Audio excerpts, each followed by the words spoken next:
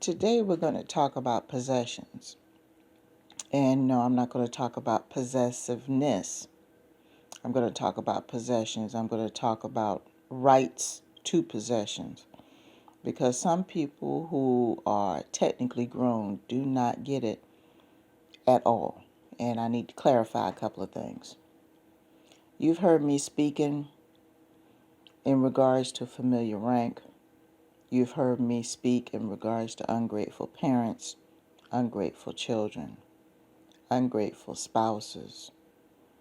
I've talked about this. I've talked about people who had senses of entitlement because of their place in your life. But let me tell you something. The shit you get on your own belongs to you. See, the problem is that some of y'all are so religious that you have let common sense go out the window. And I've spoken to you about this in regards to certain situations. Well, here's another one. You know you've got that one person in the family that all they do is ask people to give them stuff. Ask people to take time out of their schedule, give up resources that they were blessed with to give to them. These people usually have more time to be able to do things than you do. While you're going out 5-6 days a week trying to make things happen for your household, these folks ain't got nothing else better to do than to sit online and watch TV and do social media because they're collecting a check every month. And if they do too much more, then they're going to lose a check. So technically, they have more time than you do. But then they also got time to turn around and get on the phone, ask you for the resources that you worked for because you don't qualify for the benefits that they're getting because you make too much money. Turn around and ask you for your resources and give you this big old speech about how they don't usually do it and all this stuff. It's the same script all the time. Well, for someone who usually doesn't do it, you got a good damn way of doing it. You've got an expert way of doing it. You've got a script on how to do it, and you do it like clockwork. Now, I mentioned before, if you're receiving a set amount of money every single month and you're on a fixed income, you should already have a budget, period. Ain't no way around that. And you can't depend on any foolishness out there in the street to take care of you because you're dealing with sketchy people anyway. You may get a few dollars here and there, but you may not get everything you need, and that's a may. But that check is guaranteed every single month. Guaranteed every single month. But y'all be the main ones who sit there and call somebody and ask them for their resources. People that work 20, 30, 40, work anywhere. They have their free time. But see, I ain't totally mad at you. You're doing what you're allowed to get away with. Now let me talk to the people who are doing the work. Okay, let's say that you're reborn whatever. Christian, Buddhist, Hindu, Muslim, whatever it is. You got the spiritual awakening. You got a spirit of giving.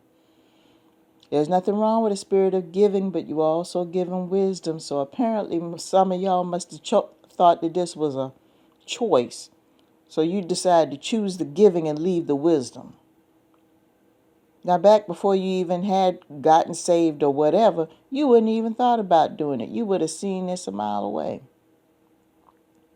How many of you have sat there and prayed for that new car?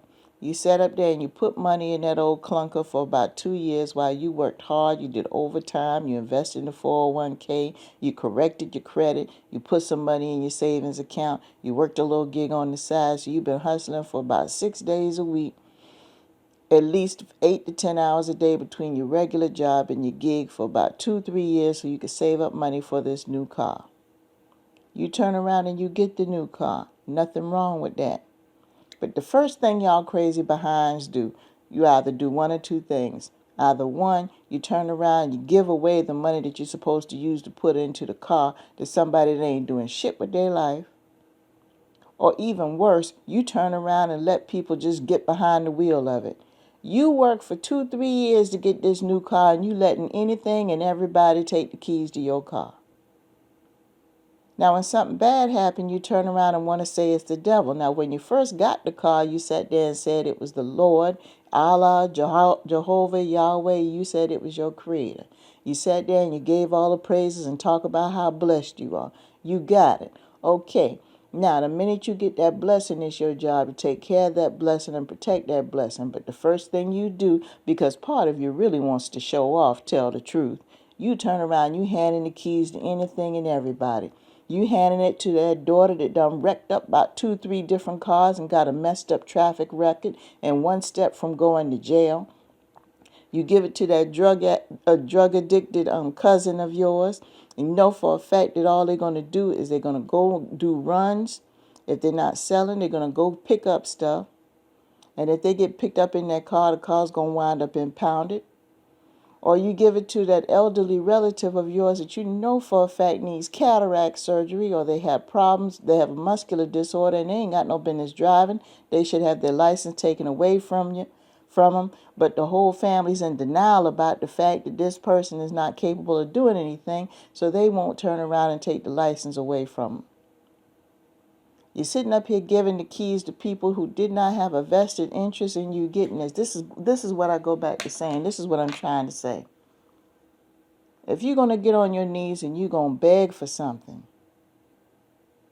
and you get it, how is it you're going to turn around and just let the people that don't have anything to do with you trying to earn that, you're going to give it to them to use?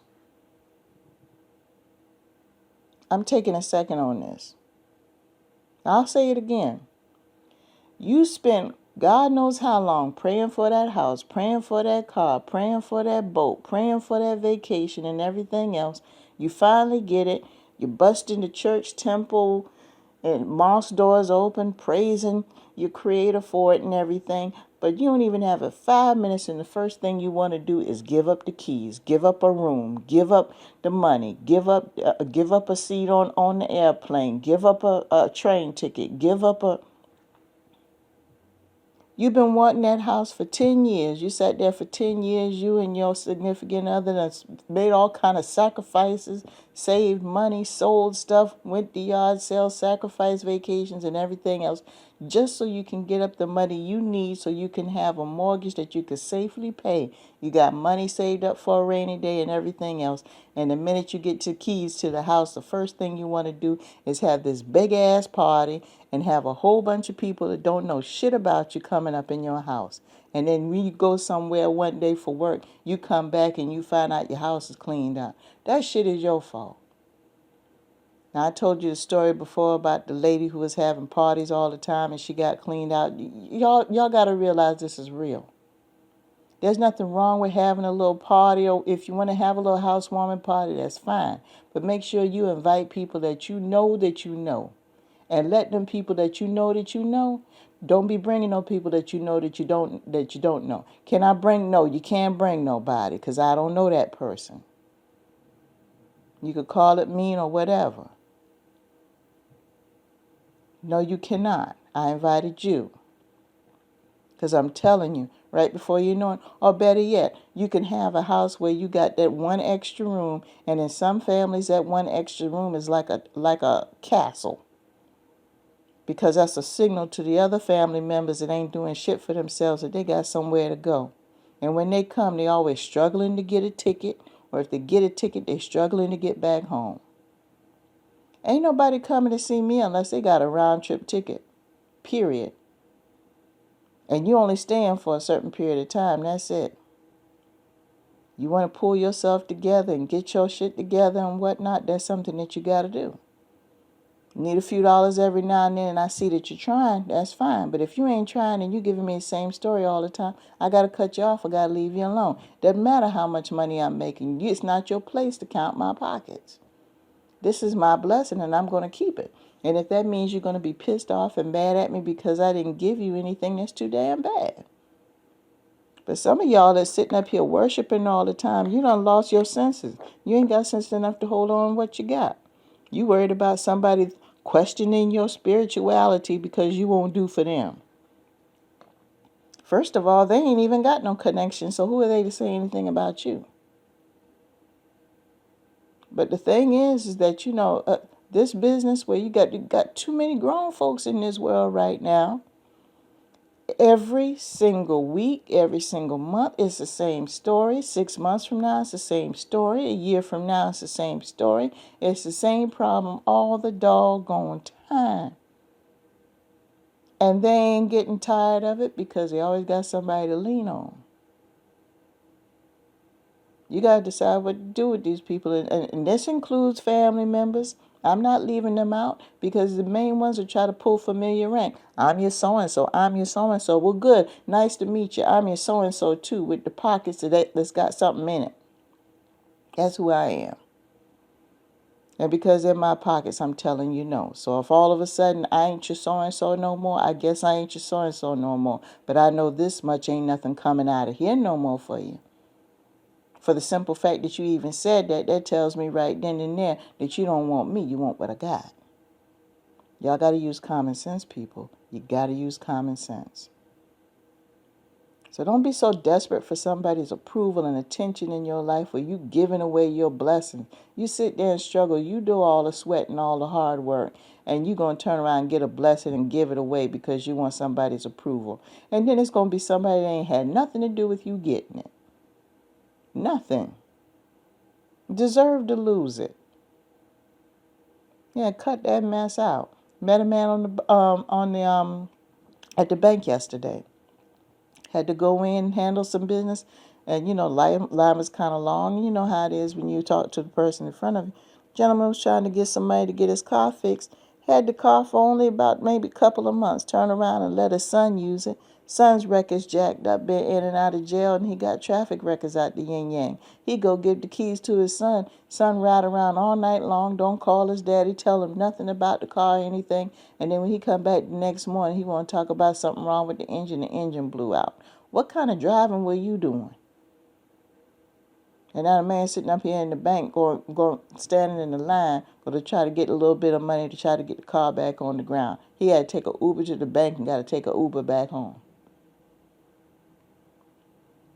And he worked at a pretty reputable place here, so he's making good money. So I can imagine how much he had to sacrifice in time and putting in extra work and everything else to try to get the vehicle. Vehicle's not even 2 years old. I don't care if it is your child. I really don't. Ain't nobody coming in my house with that. If you ain't got nothing going on with your life, and this includes my children, they should know this by now. If they don't know it by now, then they ain't never going to know it. And this is on my children. You ain't coming up in here doing nothing. And you ain't going to come in here talking about doing something. You ain't going to talk your way into my house. No. You do something for yourself. You're grown enough. You've seen too many people do things for themselves. It's not like you've been locked up in a cave somewhere and haven't been exposed to the world. Both of them have been exposed to the world. They see what it's like. They see what grown folks do and how they handle their business. Now, if they had it in their mind at any point in their lives where they didn't want to do anything, it wasn't because they weren't exposed to it, because they were. So if I ain't going to give my kids any slack, I darn sure ain't going to let nobody else come in here with that. Talking about doing something. Potential. That's one of the buzzwords. Let me tell you something. Potential don't pay no bills. You got bills coming in and that's due. You got something due on the 15th of the month. Call the people who sent you the bill and tell them potential's going to take care of it. They're going to laugh your ass off the phone. They'll be talking about you all day at the water cooler. Nutso, crazy, loony. Y'all better learn how to hold on to these blessings, and y'all got to hold on to them tight. Somebody needs some help. Start going over your list of people who keep asking you for help and think about who really needs some help. There are some people that are legitimately out here need some help. There are people that are legitimately homeless. There are people that are legitimately hungry. There are people who are legitimately unemployed that have families to take care of. They have real problems. Strangers that are suffering right now ain't got time to think of no schemes and call nobody, or probably don't have nobody to call. They got issues. You got people 1 foot out the door into the streets, family and all. You want to help somebody, you're so desperate to give somebody some money every month. You got food banks. You got homeless shelters. You got rehab centers. You've got churches. You've got food drives. You've got all these different things. You got low income causes. You know, this is the time of the year where the children need to get school supplies. Help somebody who legitimately needs help, and stop wasting time with that damn relative that ain't about shit and ain't trying to do shit. If you feel that urge to give somebody some money, at least you know that money is going to some people that could use the help. And with that, I'm going to leave that. Have a good day.